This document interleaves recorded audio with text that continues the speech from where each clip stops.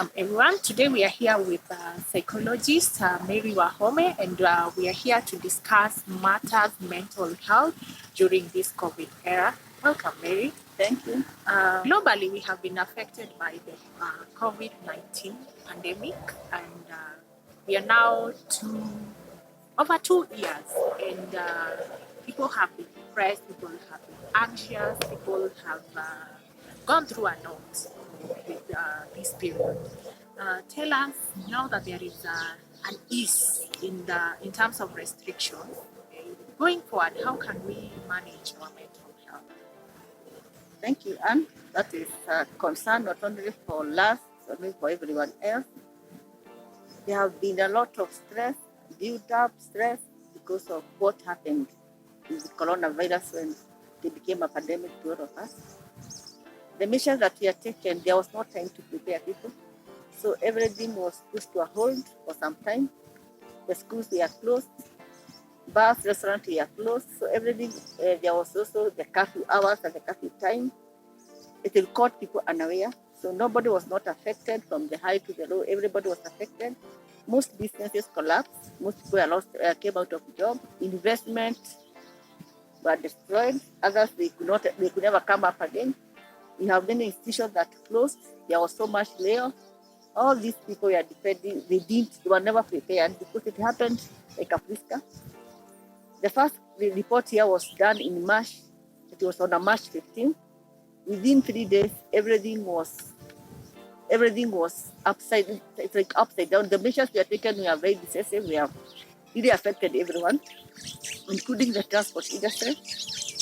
The cars could not carry, the public vehicles could not carry passengers. Those that travel at night could not. So all areas of economy were affected. Most workers could not go to work on time. There was also the fear, the stigma that looking at what was happening in other nations, that people are dying so fast. So everybody was fearing.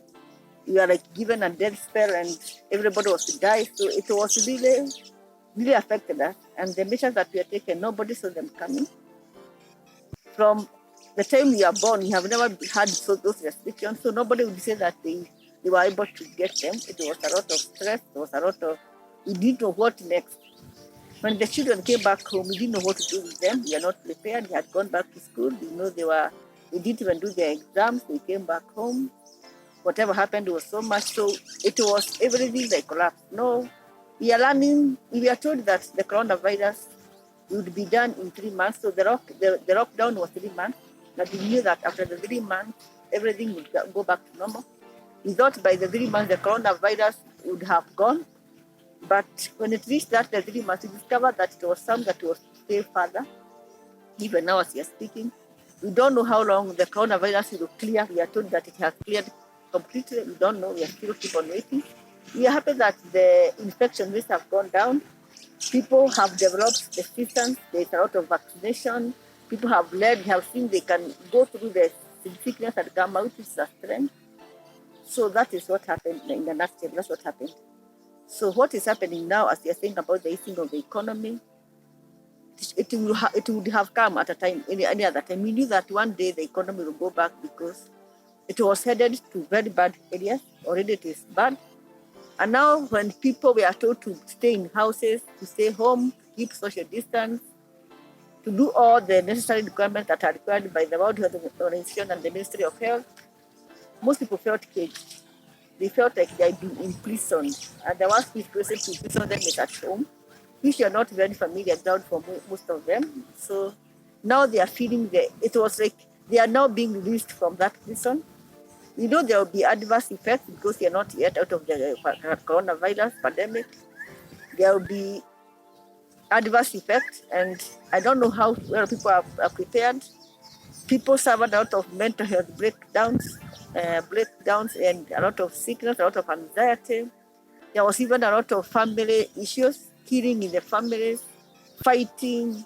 There was a lot of addiction. Remember what happened to most of our children, the young girls. They became very vulnerable. Most of them, a good number of them, even young mothers now, teenage mothers. Something that we foresaw coming. We didn't prepare anything. Sometimes we can condemn them or blame ourselves, but nobody was prepared for this. We thought that the home is a safety area.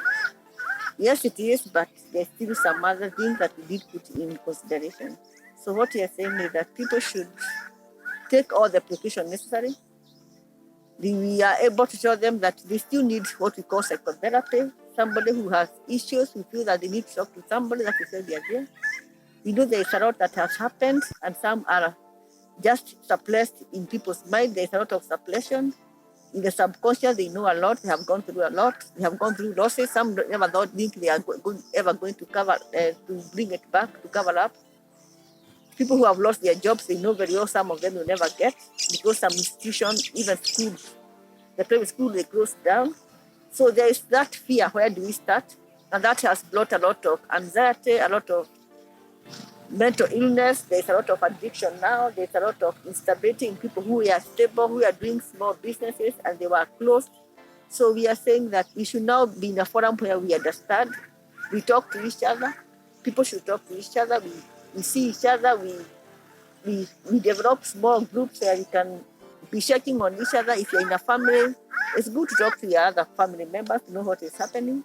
If you're in a community, if you're in a church, in a school, you're doing business, good to check on each other, because sometimes the best support is when you have somebody who can hear you. You may not provide anything, but you listen to them. So what you're saying is that people should always know that there's a place they can talk, there's a place they can communicate, they can network, they can talk all their issues without being condemned, without being blamed. People will understand them, because nobody can give you the solution when the economy will revamp back.